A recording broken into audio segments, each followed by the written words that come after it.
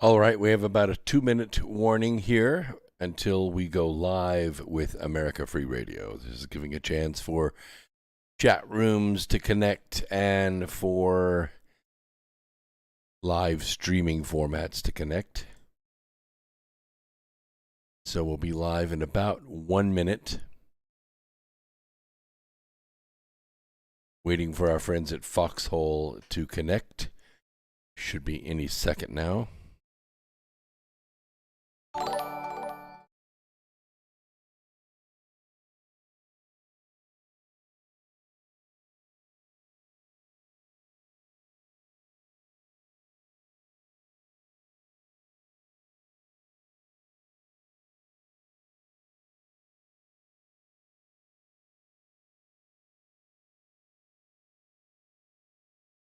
Okay, Foxhole. Our friends at is connecting. We're good. And chat room is connecting. That's good.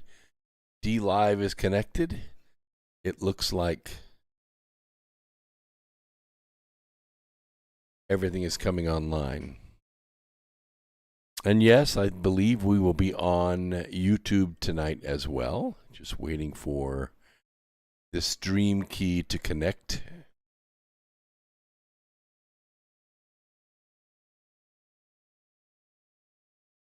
All right, let's go ahead and connect up the studio.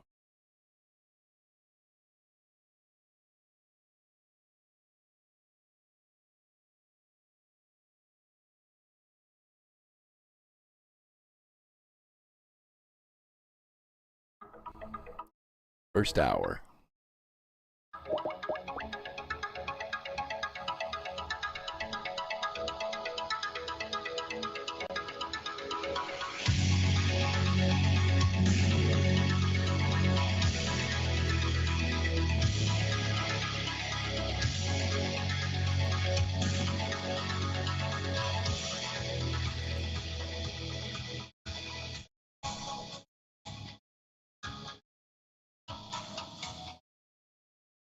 And greetings, Earth Explorers. Welcome to X Squared Radio. I'm your host, Brooks Agnew, coming to you live from an undisclosed location east of the Appalachian Mountains. This is where the past meets the future. And here the results are always positive. We might go a little past your imagination, but have no fear. You will be safely traveling with us. Our call boards are connected tonight at the Truth Frequency Radio Network. This is where the truth freaks hang out, and we are not afraid to let our truth freak flag fly. We are also streaming live on Foxhole, Twitch, Facebook, DLive, Twitter, and YouTube, and our archives are being stored automatically on Odyssey, so you can access all of those.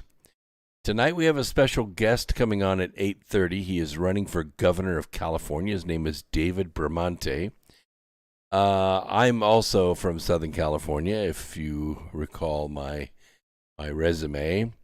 And, we all really realize that regardless of your political affiliation in the state of California, we definitely need serious change in Sacramento before it's too late. Now, there's a recall election going on. There are several dozen candidates running for governor. You know only a few. I'm going to introduce you to one more, David Bermejo, and you're going to learn about him tonight at 8:30 because he's coming on the program live. And if you live in California, it'd be a good time for you to call in and ask questions. We're only going to carry YouTube probably for the first hour. And then we're going to say bye-bye because Google consistently violates our civil rights. And we're not going to allow them to do that. So we are going to only carry the generic analysis that we do every week on Wednesdays and Sundays here on America Free Radio. We do deep scientific analysis of all kinds of things, mathematical analysis of financial and also of governmental and also economic and even medical aspects here. Unfortunately, truth and facts are not allowed at Google, which owns YouTube, and so we're only going to talk about those things that we feel are acceptable to their police, and then we will duck away from them, and hopefully you will move with us to other free speech platforms and move away from YouTube. This is our purpose for doing this. So one thing you probably notice is that Virtual Joe and his gang of criminals are fading fast. Yes, the U.S. economy added a dismal, paltry, and completely unexpectedly low 235,000 jobs in August, and the unemployment rate dipped to 5.6%. Now, I don't know where it's 5.6%. It certainly is way higher than that here in North Carolina. It's way higher than that in South Carolina. We have a lot of jobs that are going unfilled because people don't want to work. They would rather stay home, and they would rather accept the government money, and they will not come to work. And so across the board here in North and South Carolina, we are suffering about a 13 to 14% absentee rate. Absenteeism. These are people that have jobs, but they won't come to work. And it turns out that the economic forecast, according to all the official state analysts, was for about 750,000 jobs. That's what they were expecting in August. And an unemployment rate of 5.2% or less, according to EconoDay. The private payrolls report from payroll processor ADP, which is a contract payroll services. There are others, corporate payroll and Gusto and various services out there. But on Wednesday of this week, they pointed to a much weaker number, with ADP estimates just 374,000 jobs. All of these people missed the estimate. They missed the truth by only 500,000 jobs in 1 month. 500,000. Now, the August figures follow the upwardly revised 1.1 million jobs for July, revised from the preliminary report of 943,000, which was the second straight month above consensus, and an unemployment rate of 5.4%, which was also better than consensus. The economy added 962,000 in June, which was revised up from last month's estimate of 938,000. And one note of caution, though. The estimate of jobs is based on data from a mid-month work week that occurred when the level of new infections was considerably lower than it is now. I know that they're linking infections to death, and they're linking infections to employment. And that could mean that the survey results, although extremely disappointing, actually overestimated the number of jobs created by not counting for a slowdown in the second half of the month. This is probably the real reason. It had absolutely nothing to do with infection, nothing to do with test results, which we don't trust anyway, because they have already admitted that many of the tests give massively false positive readings. They're revising those tests, supposed to come out with new ones in October or November, but people aren't buying it anymore. And employment in leisure and hospitality, by the way, which had been averaging about 350,000 jobs over the last 6 months, it did not grow at all. Zippo. Bars and restaurants, they shed 42,000 jobs. Retail contracted, also losing 29,000 jobs.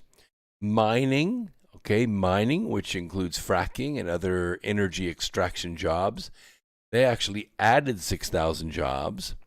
Information technology, also known as IT, they added 17,000 jobs. And banking and finance also grew by 16,000 jobs. Now, the manufacturing sector was remarkably strong given the weakness elsewhere. Employment grew by 37,000 jobs. Manufacturing employment is now 378,000 below the pandemic level. It's coming up, but it is coming up slowly and reluctantly.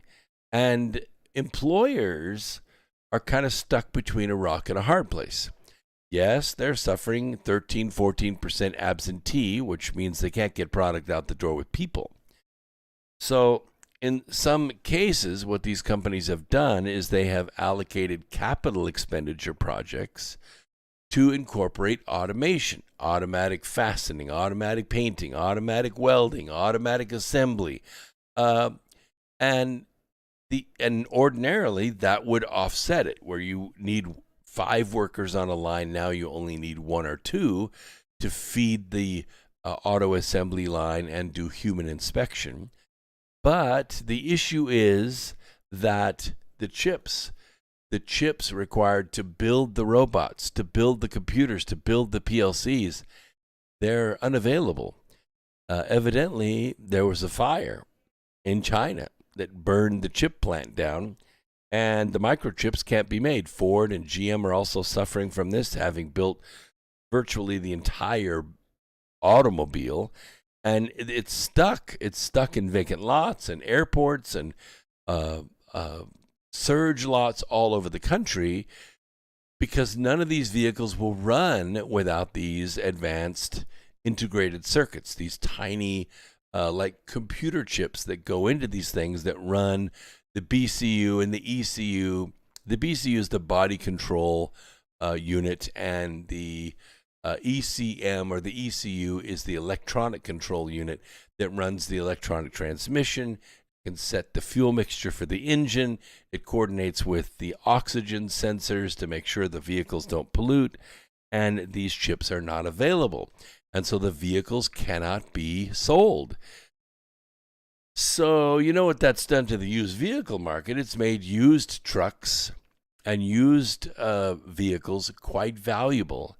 And so the pricing of used vehicles has gone up 10 or 12%, where normally it would be down 10 or 12% as new vehicles come on the market and financing is made available. Also, the financial end of that, organizations that sort of specialize in auto finance, not necessarily your local bank, but places like SoftBank and Ally Bank, these are people that specialize in car and truck and motorcycle insurance or financing, and their stock is doing quite well. It's up about 9% over the last quarter, which is actually pretty good if you were invested in these soft banks like Ally or SoftBank. Although I don't think SoftBank's done as well as Ally, you're probably doing pretty well with your investments. If you saw that coming, congratulations. We don't do financial advice here, but we do financial analysis. So the Atlanta's Fed, the organization known as GDP Now, attempts to assess what the latest data suggests about quarterly gross domestic product. So a couple of days ago, it read just 3.7% for the third quarter, reflecting how much recent economic data has fallen short of expectations. The New York's Fed version was updated the 27th of August, I believe. And let's see here. They had a reading of 3.8%, so it was up a little bit. The blue chip forecast, compiled from interviews with leading economists, is for growth of around 6.5%, down from 7.5% a month ago in August. And this isn't real growth, okay? This is just recovery, okay? After the Trump economy was smashed with the made-for-TV virus, as you know, the economy totally collapsed. People were fired by the millions, by the tens of millions. And so this is just recovery. This is not actually growth. Even Donald Trump said, in the latter part of 2020, that the economy was rebounding. And it was. But it was incorrect for him to say that these were the biggest months of growth in American history. They weren't actually growth, they were just recovery. That's what happens after you're kicked in the teeth and you fall down, and then you shake your head and regain your balance and stand back up again. That's not necessarily growth. That is standing back up again. That's recovery. So this last month, Goldman Sachs, who's not really the best source to go to, but we're going to use them for the purposes of this article, they cut their third quarter growth estimate from 9% to 5.5%. Now, that's probably more realistic. And bearish Bank of America cut its forecast all the way down to 4.5%. I think I'm in the 3.5 to 4.5% range. And the reason I say that is because the market is blighted by inflation. And the inflation is being caused by massive amounts of government money being printed in the form of these omnibus bills. Now, I know you've listened to this program for a while, but we've picked up a lot of new audience around the world, and I want to explain this to you. When governments get involved in the economy, they generally don't know what the hell they're doing. And so what they typically try to do is pass a law that allows them to spend a whole bunch of money. And then they spend the money in areas that, well, those areas tend to vote for them or tend to donate money to their campaigns or to their favorite charities. And, you know, we've exposed this from time to time, and we're going to talk a little bit more about this tonight. The Clinton Manual for Self-Enrichment, how you can feed money through books, you can feed money through houses, you can feed money through speech giving, all this kind of stuff, and you can even feed it through TV ads, worthless TV ads, especially if your spouse, a la Bernie Sanders' wife, is sitting or doing all of the media buys. The same thing with Alexandria Ocasio-Cortez. Her boyfriend is doing all the media buys. So when they spend $100,000 on commercials for Alexandria to run in her district, 15% of that, which is a clean 15 grand, if my math is right, he gets to put in his pocket. Well, the fact that he is her boyfriend, you know, he's the guy buying dinner. He's the guy buying dresses and renting cars and paying for the rent on a posh DC apartment. She's living in it. She's wearing the clothes, okay? She's sleeping in the bed, so to speak. No, not so to speak. She's sleeping in the bed.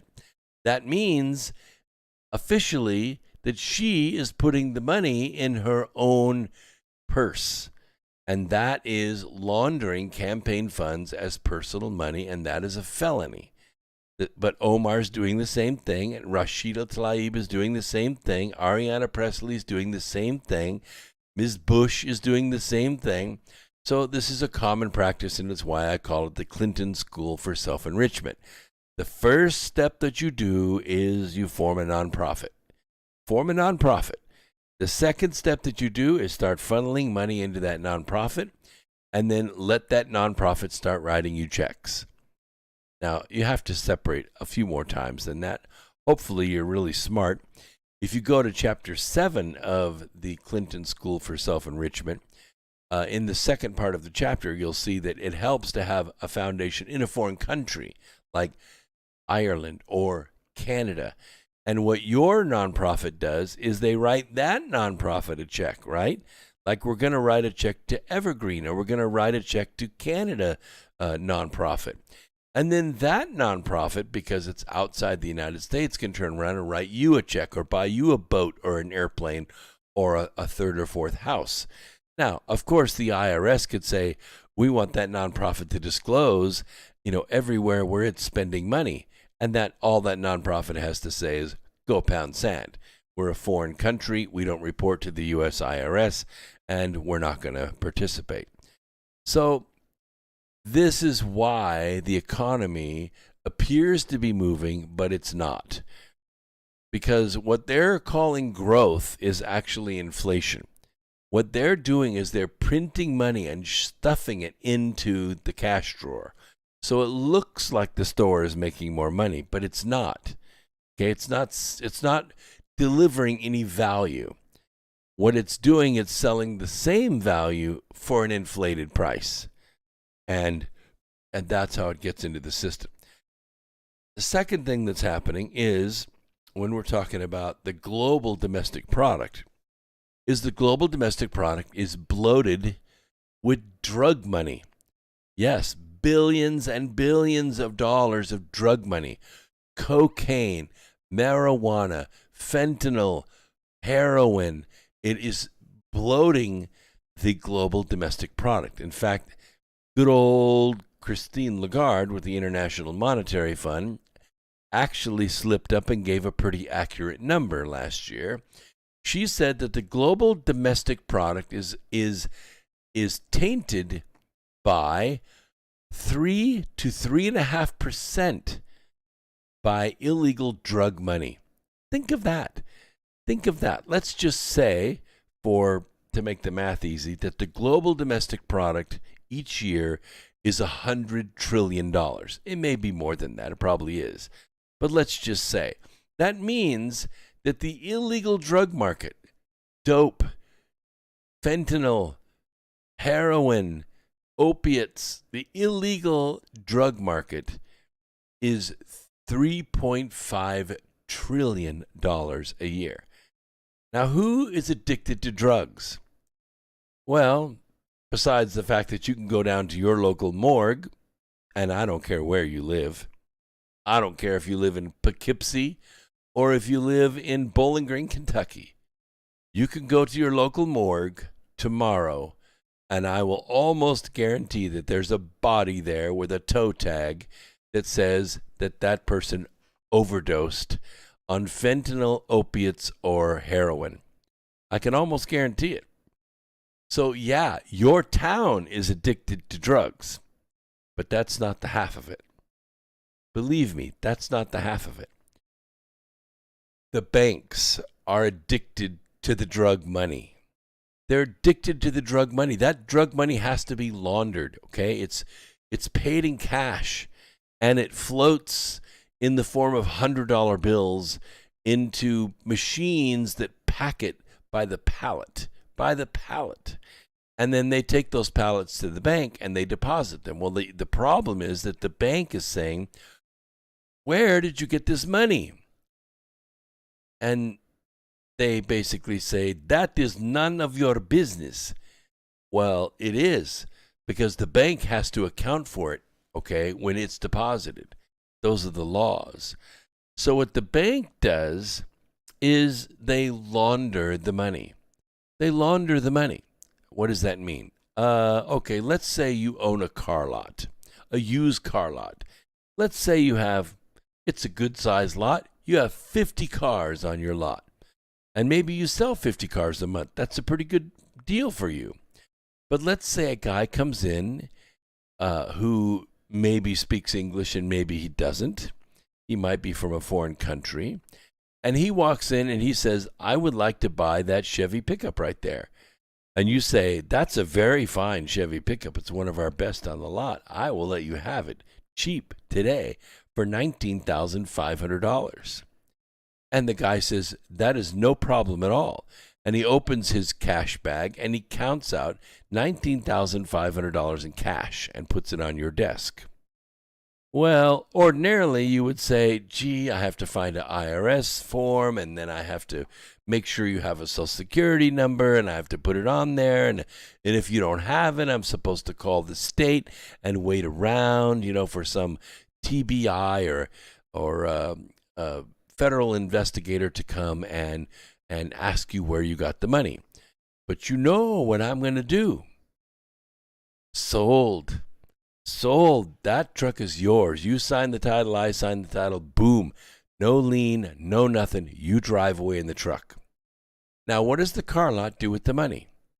No. They don't take it to the bank. No, they don't take it to the bank. That money goes right into the safe. That money goes right into the car lot safe or the car lot owner's safe at home. That becomes his slush fund. That's how he buys more vehicles at auction. That's how he takes his rollback out and he buys more vehicles, $2,000, $3,000, $4,000, $5,000 at a time, where he doesn't have to report it. That cash gets laundered. It's laundered through the system, okay? Because each purchase was less than $10,000, and it doesn't structure that way. Or he may say, well, that's my personal money that stays in there, and I'm going to buy Rolexes with it, and I'm going to buy, golf junkets with it, and I'm going to bribe local political officials with it. That's how it's done. That is how it's done. If you don't believe me, go ask the Imran brothers. You remember those guys? The guys that Democrats brought in to do all of the IT setup for the Democrats. All the Democrats had their laptops and their cell phones and their PDAs all set up by the Imran brothers. Well, they didn't know shit from Shinola when it came to that stuff. But they acted like they did, and they made tons of money. And what did they do? They owned a car lot and they sold real estate. The two best ways to launder cash. And when the jig was up, they exported the cash to Pakistan, and they caught the elder brother as he was getting on a plane to leave because he'd taken out a second mortgage against one of his properties, exported the cash to Pakistan, and he was getting ready to get on a plane when they arrested him. Oh, he's still in jail. Yeah, and maybe we'll find out how much information off those laptops and cell phones and PDAs got transferred to Pakistan. It's a big story. It's a huge story. So in about 1 minute, we have David Bramante, who's running for governor in the state of California, coming on our program. We will probably leave YouTube on because we have a lot of subscribers on YouTube, and some of them do live in California, and they want to hear what the gubernatorial candidate has to say. There are more than a dozen viable candidates running for governor. David is one of them. Does he stand a chance of winning? Well, stranger things have happened. You remember by reading the Birth Trilogy what happened to Robert Riker, right? Nobody gave him a chance, and yet the two candidates beat the hell out of each other on national television, and boom, Robert Riker became president. So stranger things have happened, but probably what will happen is David is going to add to his political muscle. You gain muscle when you run for these big offices. Even Ronald Reagan didn't win the first time that he ran, but he built his political muscle. And next time he ran, he did better. So, quick break. We'll be right back with more Truth Frequency right after this break. We'll let them go to break. And then I'm going to dial up David Bramante right now, see if I can get him hooked up through the NDI. Let me pull up the page he's supposed to be on. There we go. This takes just a second. Remind me to get the echo out, because when we do these NDI things, we often get an echo.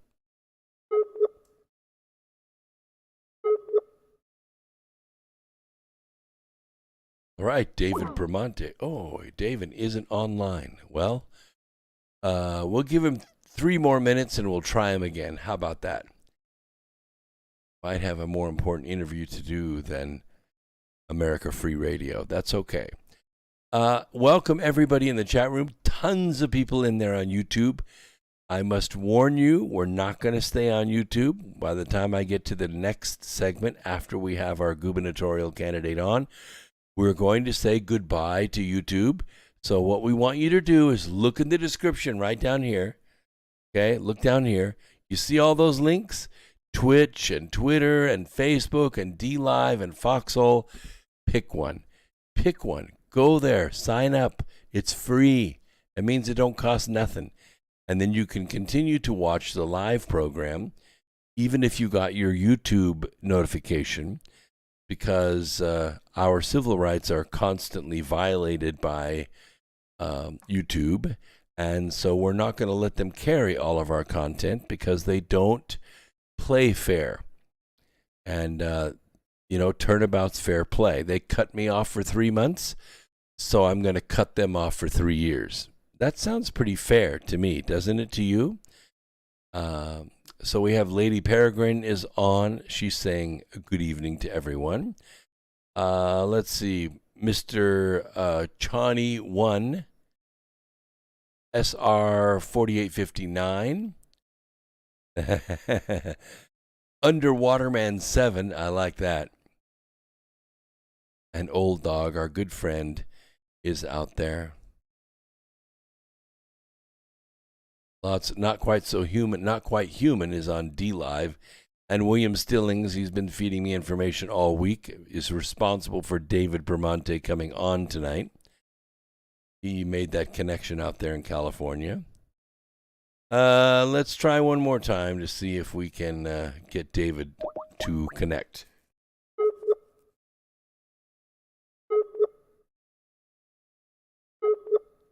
It's ringing. No, David is not online. Well, I can send him a quick chat.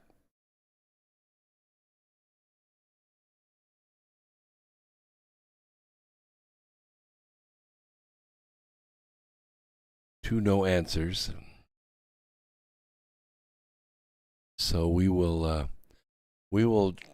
probably have to move on. We can try him one more time, but I need to bring the TFR studio back in. So let's go ahead and do that. If I can find it. Let's see where we're at here.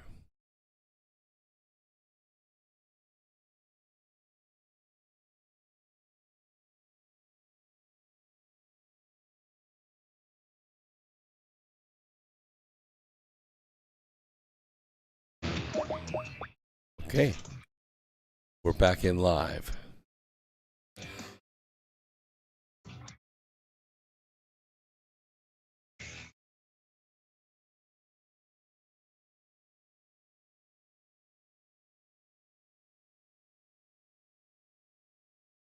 Okay, let me see if I can. He's calling me now, so I have to see. Yeah, that's going to put my current call on hold. So I'm going to have to do this. I got to add him. That's the way we'll do it. This is not easy to do on Skype. Not easy at all. All right, we're calling David now and trying to add him, and then he should be connected. Ah, there we go. I think I hear a connection. Good? Very good, very good. Okay, now let me add... Yeah, sorry about that. I was trying to fire up my Skype. I don't use it a lot. Yeah, well, it is one of those things. It's kind of obsolete anymore, but we use the NDI software, which is very good. It really does a fantastic job. Cool. All right, let's see here. We got you. Okay.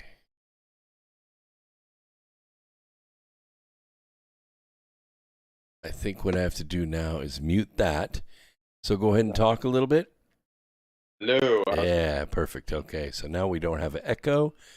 We have your image on, and we're going to transfer you to the big screen. So there we go. Working perfectly. So how are you this evening? Oh, I'm good. I'm good. How goes the campaign? Oh man, I've never done it before, so every day feels like a learning curve and new breakthroughs. Well, that's it. You know, we talk about building political muscle. This is how it's done. You know, people talk about wanting to change things in government, and they talk about voting and talk about getting people to vote. You really want to learn what it's like, run for office. Get out there and walk the sidewalks, knock on doors, shake people's hands, get your platform down where you can say it as an elevator speech. That's how you build political muscle and really get involved, right? I totally agree. Yeah, that's what I've been going through. So you are from Southern California, right? Yeah, that's right. Born and raised in Los Angeles. I was raised in the Santa Monica / Pasadena area, kind of back and forth between there. And in those days, things were pretty stable. Ronald Reagan was governor, and not everybody Right. liked it, but the state was doing okay. And now I have friends that live in Orange County and San Diego and Sacramento, and they're all crazy. They're all like, what is going on with our state? They can't wait to get out, and a lot of people are. Is that what you're seeing? Yeah, definitely. I'm seeing that this is and a lot with the ladies. Crazy. California's, how big is its economy? Is it like the 11th or 12th largest economy in the world?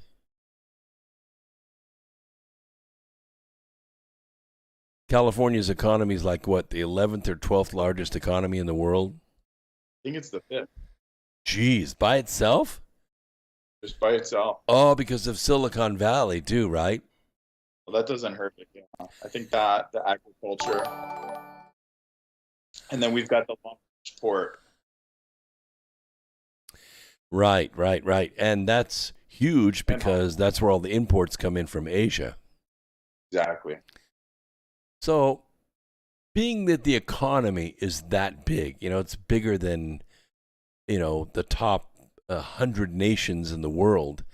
Do you think a governor, at least the last 3 or 4 governors that we've had, do you think they have an idea what it's like to run an economy that size? Yeah, I don't think a lot of people do, no. Tell me about the government in California. Is it 50-50? Is it predominantly Democrat in the House and Senate? What is the mix there? It's primarily dominated by Democrats, and then as registered voters, Democrats to Republicans, it's a 2-to-1 advantage. You think of it in those terms. Wow. But it's a triple, whatever. Everything is controlled by Democrats right now, all the way through. Well, I don't think that the control is too popular in California. I was just out there last week, and when I got off the plane in Sacramento, I have to say, I didn't see a mask for 4 days everywhere I traveled. That's good. Yeah, I mean, I'm feeling like, what is California, 55 million people? California is just shy of 40 million. Okay, 40 million people. I'd say 39 million of them are not very happy with the way things are going in the state. I hope that number's that big because then the recall's going through. I hope you're right. Well, my friends in Southern California call him Adolf Newsom because of his tactics. And it doesn't seem like he has public consensus. It just seems like he comes up with an idea and then that becomes law and the state must follow it or else. Right. Yeah, that is his strategy. Now, how would you approach it differently? How would you lead California? I think that we've just disconnected from the principles of the Constitution, the federal and the state, and there's a complete lack of freedom. So I think that needs to be the core, the compass of how anything is done. There's a complete lack of medical freedom. There's a complete lack of freedom of speech at this point. Everything is overly restricted. There's literally no trust or respect for the individual. So getting it all to that is the goal. In what happens in exchange as we move in that direction is that people's freedom of speech will be protected. People's gun rights, Second Amendment, will be more protected, not more restricted. There will be less taxes, smaller government. Just across the board, a lot of the issues can be solved by having a government that respects people's individual civil rights, the Constitution, and I think that'll just alleviate a lot of the issues, both personally and financially. So I think moving it back in that direction really needs to happen. It's a critical time. I think it's so important that California does this right now. Now, do you think that extends to education as well? Because education, at least in some states, has become so centrally governed with a central message that there's no real room for local school boards to make individual decisions. How would you approach that? Yeah, a lot of these issues totally hit home. So I went through LAUSD, the Los Angeles Unified School District, which is the largest in the state, and it's the second largest in the country. So I'm a product of a huge, system like this. I went from kindergarten through 12th grade through LAUSD, so I know everything that it does right and everything that it does wrong. And just on a practical level, I don't think the schools are teaching a lot of technical skills, practical skills for people to be equipped to do things in real life.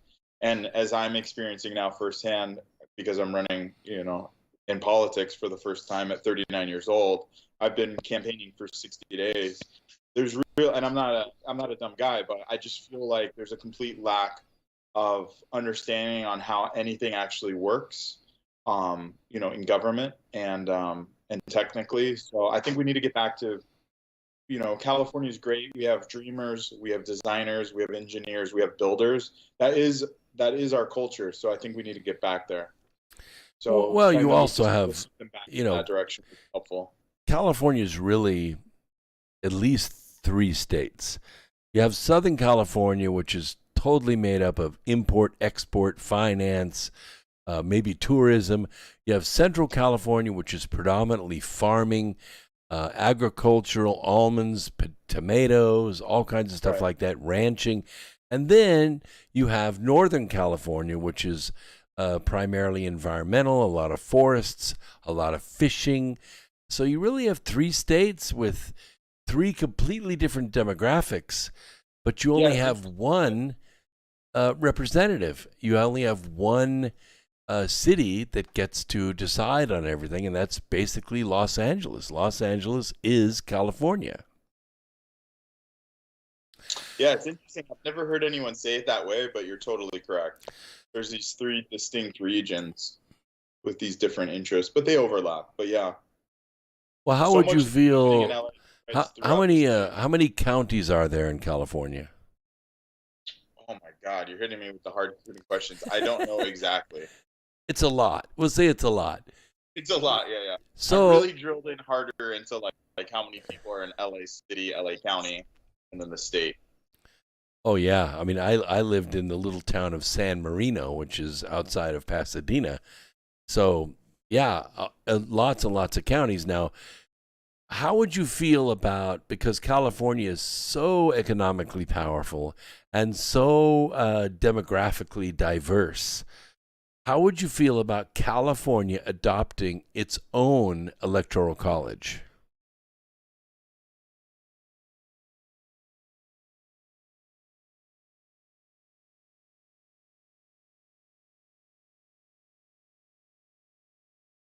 Oh, I lost your sound. I thought you were thinking.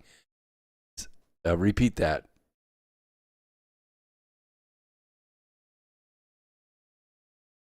Oh, what happened? How come I lost his sound?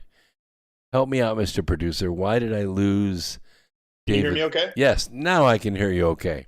Oh, I don't know why that happened. Sorry about that. Now you're crystal clear. So how would you feel about a California electoral college where every single county had representation as though California was its own sovereign nation? Yeah, that would be an interesting thing to explore. I think there's a lot of issues to figure out how to make things more transparent, make sure that we have a lot more integrity in the decisions that we're making, especially the election. So I haven't explored that too much, but that is interesting, especially with the 3 distinct regions like you described. Well, Matt Gaetz, he's a smart guy. 58 counties. Matt Gaetz is a smart guy. He's a fire spark plug, that's for sure. And he said this. He said that there are no such thing as blue states. There are only blue cities. Oh, yeah. I totally agree. And that's kind of what's happened to our country. Chicago is Illinois, and New York is the state of New York, and Right. New Orleans is Louisiana, and L.A. County is California. But the rest of the state, whether you live in Peoria or whether you live in, upstate New York, or whether you live in Hattiesburg or whatever, you don't get a voice. You don't get a vote. The vote is done by the major city that has 10 or 11 million people in it. Right. But it's good that you're from that area. Same thing to make it more fair. Yeah, I mean, the idea is about representation and no taxation without representation, and that clearly is not what's happening in the state of California. There are a lot of people who are being taxed who do not have representation in the government. Definitely. Yeah. And you have a large, let's say, guest population in the state of California. Right. That people that work for cash, they deal in cash, they don't have bank accounts, they don't have representation either. Yeah, I actually agree with that. That's one of the big things people ask me about immigration. Through real estate, I've interacted with so many illegal immigrants, state guests. Okay, but they deal in cash. They make $20 to $30 an hour, which is not bad, and they're not reporting it, getting sent back to different countries. So we've got this shadow economy that's real, and it's huge in LA, especially through real estate. And then if you go up north, it's huge in through the grapevine. It's a real thing that needs to be addressed. Yeah, I mean, one of the things about the agricultural community in the state of California is a large majority of it is not automated. It's all, pick by hand and dress by hand crops that are distributed throughout the country from the state of California. And, workers that come in and are willing to work that kind of work, whether it's almonds or tomatoes or cabbage or, these are not crops that lend themselves too well to automation on a large scale. It has to be handled by hand. So, these people are an integral part of the economy of the state of California. And honestly, I don't think there's any profession, or shall I say any area of commerce, where the rubber meets the road better than real estate. Yeah, thank you. Yeah, I agree. Yeah. I think this is, a lot of people have asked me about immigration. I just think the border obviously is really out of control. But at the same time, we have to be honest, especially here in California and Los Angeles and through the grapevine, is, they are an integral part of what's going on with our economy. So I think bringing them out of the shadow, I think they're making money, and that's going out of the system without any proper tracking. That's a major issue. And a lot of the people I've worked with, and I've worked with hundreds and hundreds of illegal immigrants, day laborers in construction, different construction projects or remodel projects where you just need some extra hands, for a couple hours or that day. They're very hardworking, honest people. So it's not like these are bad people. We just have to get real serious about this issue and just deal with it. I can't believe it's dragged out this long. Well, I think what it boils down to is not so much, what they work for, how much they earn. It's the value that they add to our community. You're right. We need to get real and realize that our country can very easily absorb 20 or 30 or even 40 million people who add value to our country. There's no problem there. Now, right. I guess where people draw the line is, okay, you can come here and you can work and you can get a driver's license, you can put our kids in school and, access health care, but you can't vote, at least for one generation. And that way, and I guess the reason that we would say that is because one party in particular believes that if they bring these individuals in, that they probably stand a very high likelihood of voting Democrat. And this is how they're perpetuating their voter base. Yeah. Yeah, I totally. Yeah, there's definitely be a little bit of a cool off period and these groups acclimating to the American way, which is typically somebody brought up, they're like, oh, what do you think about Cuba? And isn't it interesting how Cuban refugees or illegal immigrants, how they're treated, which they're typically conservative, versus the illegal immigrants that, kind of flood through California or, the southern border. And they're typically not conservative in how they're welcomed and spread through the country. So it is weird, and it's very clear why that's happening. There's certain groups that are not accepting of conservative belief. So it's all political. It's like so blatant. Yeah. And I'm not really sure why that happens because, I mean, the ultimate capitalist is somebody who puts their hands in the dirt and then realizes the product of their work, and Right. they want to keep the fruits of their labors. That's the ultimate capitalist right there. The person who's not a capitalist is somebody who wants to make money off the labor of others. But, Right. If you go all the way back to as primitive as it gets, which is an agrarian society, which generally is the makeup of the demographic that comes over the border, that's the ultimate capitalist. So why in the world would they vote for socialism? I don't know. They just escaped it. I know, it's so weird. I don't know. There's what I have experienced, which is different, but it's along these same lines of why do certain people vote certain ways and when they should be voting the other way, is what I've noticed over the last year through TikTok, which is funny enough, is that there's a stigma of being conservative and for sure being Republican. That's not sexy. I think a lot of people, like when I checked the box to be Republican in this campaign, there was a little bit of a hesitation, like, oh, once I do this, there's no going back.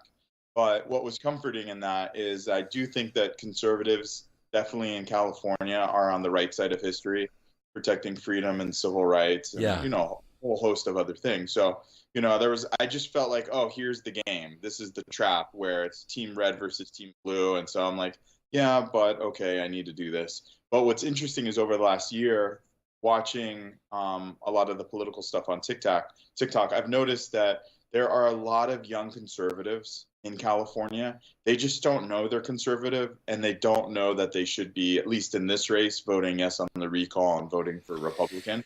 They just haven't, the ideas haven't been pinned for them, but everything that they value when they're talking about a lot of these political issues, they're falling on the side of conservatism. And they're young, they're 19, 20, 21, 22, 23, a very young group. And a lot of my voters have registered to vote for the first time, and a lot of them are Latino. So I think it's going to be interesting if I can get that kind of, information on my voter base. I literally have no idea how many people are going to vote for me, but I think people will be scratching their heads like, wait a minute, how did this 39-year-old, white guy in Los Angeles somehow unlock this vote that a lot of people have been wanting, a young Hispanic vote, and mainly they've been reaching out to me. I've been listening. I've been going to a lot of events. Good. And so I've been activating a group that's been kind of, people want it. It's like the holy grail of the voter. And they're just out there, like all the other groups,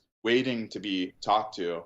But I think this group in particular, and this is promising, there's a big wave of young conservatives. Again, they don't self-identify as conservative and definitely not Republican, but they're there and they're waiting and they're starting to get activated. I'm spearheading that. So that really makes me hopeful. I don't care about party lines per se, but I definitely think we need a big wave of Republicans coming in California. So even though we're at a 2-to-1 disadvantage, I think people are not really knowing what's happening. There's a big groundswell, and it even though things are depressing, that makes me very optimistic. Well, I don't know if this will make you feel any better or worse, but some people in the chat room, like Deplora Laura, says, "Too bad I voted already. I like this guy." And one of our faithfuls out there says that Gavin Newsom is not going to be recalled because they're going to cheat the vote. How do you feel about that? That this, ballot harvesting, which is legal in California, by the way, and all the other shenanigans going on to tilt the vote back in the favor of Adolf. I know, it's crazy. This is a real issue. I try, like, when I go to, I've been really, really hands-on. I've gone to a lot of the rallies, especially the medical freedom rallies.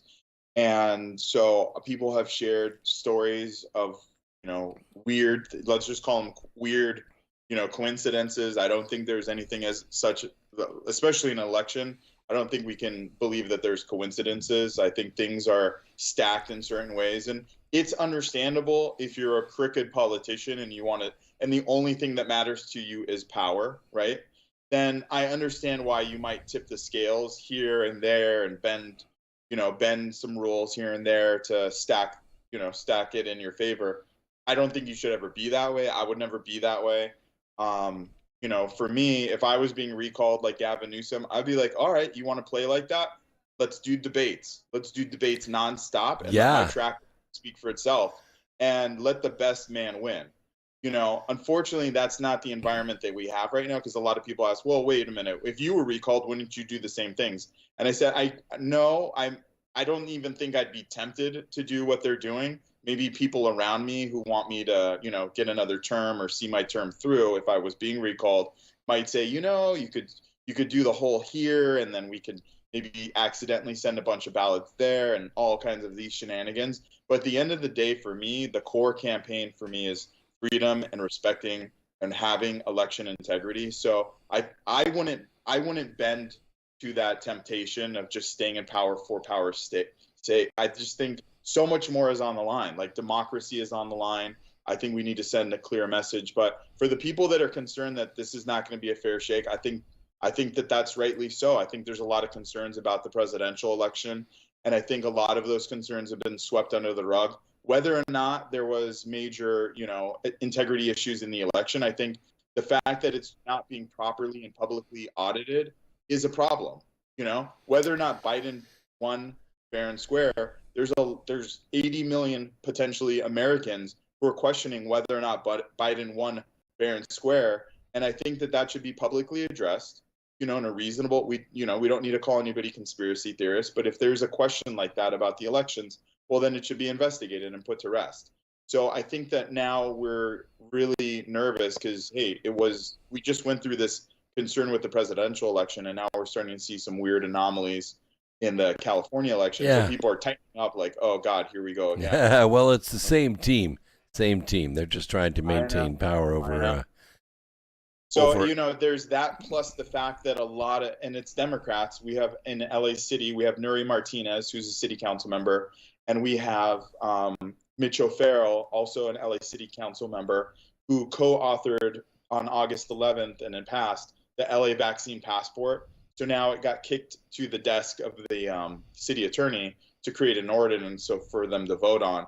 So you have LA City council members who are Democrats, and then we have assembly members, and we have 80 of them in California, and 2 of them that we know of, 4 of them that are Democrats who put together AB 455, which is a gut and amend, and AB 1102, which they're converting a transportation and like a medical device bill into to vaccine passports.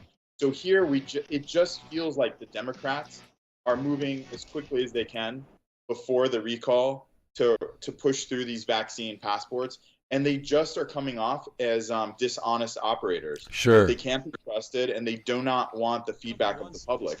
And it's only Democrats that are doing that right now. Now, it could flip, and it's not just because they're Democrats that they're doing it, but there's definitely a team that's doing it. Hold on a second. I've got to get rid of this commercial. Yeah. Freaky Friday with the Woo Crew. The Gematria Effect with Zachary Hubbard. America's Evil Genius with Travis Cook. Oh, we have the strangest thing with Skype.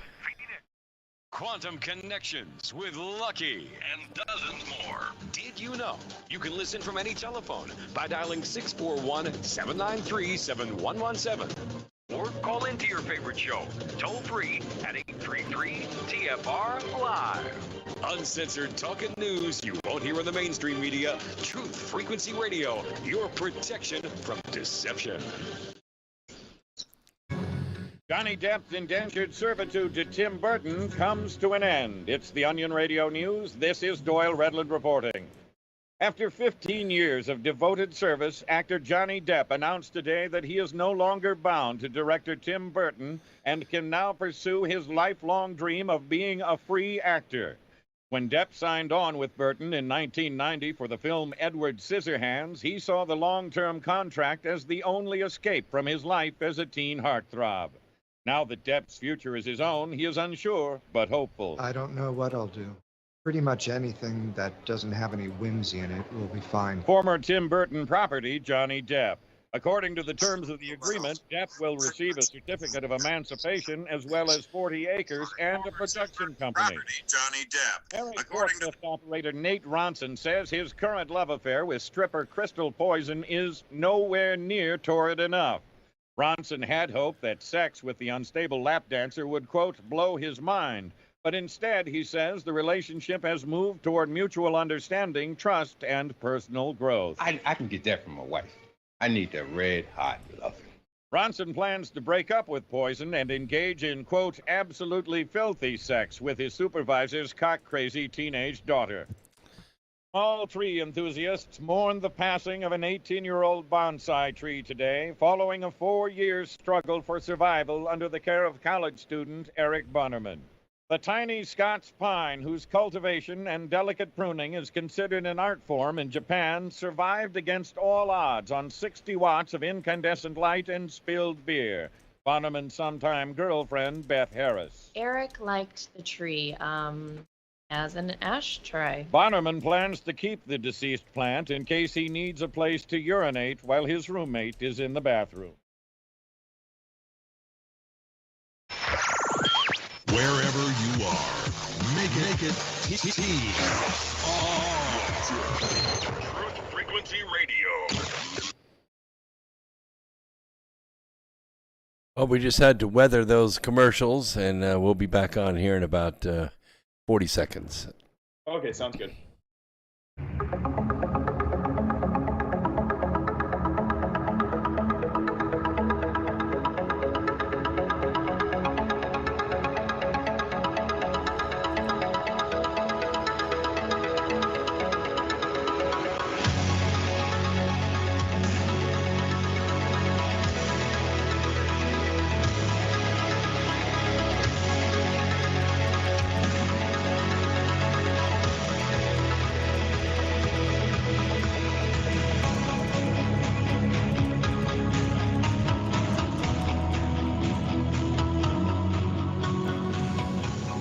All right, Earth Explorers, sorry about that. We had to weather Truth Frequencies commercials.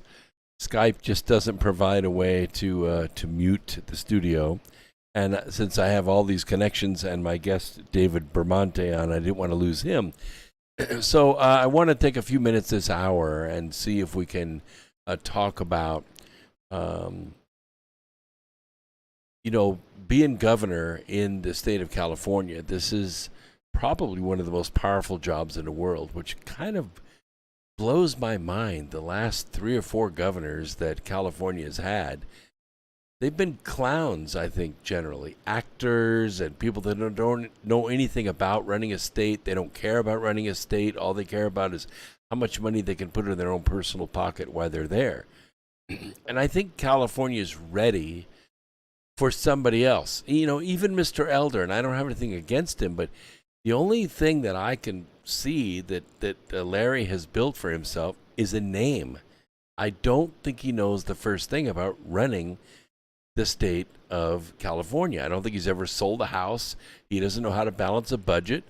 He doesn't know what life is like on the ground in California. He's a celebrity. Why is it that California is addicted to celebrity governors? Oh, I honestly have no idea, and I wish that we would shake it off. We need somebody that's willing. We need somebody. He's from LA. I'm from LA. I remember listening to him with my grandfather as we were driving around the car. So I know Larry Elder really well from the airwaves. I've been listening to him for a long time, especially in the 90s. Even when Rush Limbaugh was around, really in his heyday in the 90s, and Larry Elder. So to me, what's crazy about Larry Elder specifically, but the celebrities, the celebrity problem, is Larry Elder is 69. I'm 39. And I feel horrible that I didn't get involved in LA or California politics sooner. But I have 3 young kids. I have 2 small businesses, and I've been heavily involved in real estate since I was 19 years old. So for the last 20 years, and it's been full combat real estate for me. I've sued the city of LA. I've dealt with all of the different departments. I've done development, and I've made a lot of money. I've lost a lot of money. So I've been playing the game of life hardcore. And Larry Elder has had a different life experience. So from 39 to 69, he had a 30-year run of being, a talk show host. He's made a lot of money off of politics and issues and a lot of, the conflicts that he's watched. For me, I feel disgusted with what's happened. And I just can't imagine now being 39 years old, waiting another 30 years to get involved and change things. So that he sat in his radio booth for 30 years, selling books, going on TV and collecting money off of the issues rather than getting involved. To me, it's like that was his decision. To me, it would be the wrong decision, and that's why I'm running at 39, not 69. Well, that's right. And, I don't know if age makes that much of a difference. I think what has to do with being a good leader is your heart and your ability to, work hard. Because sure. I don't want to knock him because he's older. Being in LA, he's watched LA deteriorate like I've watched LA deteriorate, and he's been sitting in his radio booth rather than getting things done. And so it's like that's why I'm getting involved. The last 4 years, 5 years, they have really bothered me, but the last year and a half, I can't bite my tongue anymore. And people that are bitching and moaning, but they're not getting involved, I have no sympathy for them. Everybody needs to get involved now. We all have to wake up. We all have to start speaking up. And that's the problem. And so I feel like he's been doing a lot of talking, but he's not really doing it. Yeah, I totally agree. And the point I was trying to make is that we don't necessarily need to have a governor out there as a celebrity doing selfies with movie stars or being in the movie. Yeah, we need somebody who's, like a businessman who knows how to run a $1 trillion economy of the state of California. And it is very diverse. Shipping and banking and IT and farming and natural resources and water management. And it is complex, but there are experts on all this stuff and they know how to run it. They know how to deal with it. What it takes, I think, is a political mindset that is willing to work with these experts and create these councils that know how to manage these resources instead of strong-arming from the top down. Yeah, I totally agree with you. That's the thing that I said in the voter guide. My statement is I don't expect, and nobody can expect, to be an expert in all these categories. But I have been reading the California budget. I have read the constitutions, both the U.S., the federal constitution and the California constitution. I think there's some minimum requirements to get prepared for the job. But I think it's really taking a step back, not having an ego problem, and saying, okay, I can't master all of these, but I'm good at listening to experts and connecting the dots and seeing the patterns and projecting things out. So that really is my mastery. So, knowing who are the experts, connecting with them, and making sure we're talking to the right experts, So I think that I do really well in that category, and that's what we need. Because it is complicated stuff. It's complex. Well, one of the things that has gotten complex in our political discussion in the environment, and chatters are asking me right now in D-Live, which is one of our platforms we're streaming live on right now, what is David's position on mandatory vaccines? 100% against. Yeah, I think that's going to swing. That'll swing well with everyone. I've been against the mandate since March 2020 when they started rolling out. I've never been sold on them, and I thought that it was complete government overreach. And what's really frustrating for me is that a lot of people like me bit our tongue. We were told 14 days to flatten the curve, and now we're looking at almost a year and a half of a government that doesn't seem to want to give up any of these emergency orders and continue to tighten the screws. And they're doing it in very shady ways. We have assembly members who've gotten amend bills for vaccine passports. We have LA City Council members who want these vaccine passports, despite the pushback. They do not care. So I've been against them since day one, and it's not because I'm not invested. I have 3 young children, and my life has often started as a soccer coach or a t-ball coach. One week we can play, 1 week we can't. There's so many different rules. It's ridiculous. Yeah, well, that's good. I mean, that's what people want to hear is your position on some of these things. And I'm not for the vaccine passports either. I'm not for mandatory vaccines. And there are people that I work with who say if it was up to me, I'd make the vaccines mandatory. And I say, well, not in this country. You have to move somewhere else because that's not going to happen here. Yeah. That's a big issue we have. Yeah. What is the authority that says that what they're calling a vaccine, which isn't really a vaccine, that is beneficial to us? It's the World Health Organization. It's the National Institutes of Health. It's the CDC. Sorry, those are not federal authorities. They have no authority whatsoever. They're just agencies that do studies for the government. They don't have authority. Even if they had authority, I think it would be complete government overreach for them to not respect body autonomy. Well, I agree with that. I totally agree with that. And it would be one thing if it was actually protecting people against a disease, but it doesn't seem to be working very well. In fact, it seems to me... We've never seen anything like this before. It's honestly unbelievable. But, the thing is, and truthfully, in March, April of last year, when everybody in LA was freaking out and buying toilet paper, I bought more ammunition and I bought more rice because I've lived through earthquakes and riots, and I was in the LAX Terminal 3 shooting. I've seen the thin veneer of society get stripped away. I've seen it firsthand now at least 3 times, including the fires. That could be the 4th time. But we didn't know what was going to happen. Nobody did. March, April, right? It's true. It could have, May of last year, it could have been a zombie apocalypse for all we knew, with how some people were talking. But that wasn't the case. That's not the case. So it's time to get back to normal. Yeah. Yeah, by July, I think we had it figured out. Certainly by Thanksgiving, everybody was breathing a big sigh of relief that it was just not what they were representing it to be. I have to be careful because we're still live on YouTube right now. So if we want to talk in depth a little bit more, I'm going to have to say bye-bye to YouTube. What's crazy is I didn't believe all the complaints about censorship till I experienced it myself. I've been flagged on Instagram and Facebook now, but my TikTok account, which was rapidly expanding, like I was saying, with young and conservatives. I woke up one morning at 7:30, was sipping my coffee, flipped on, my iPhone, and realized my TikTok account got banned.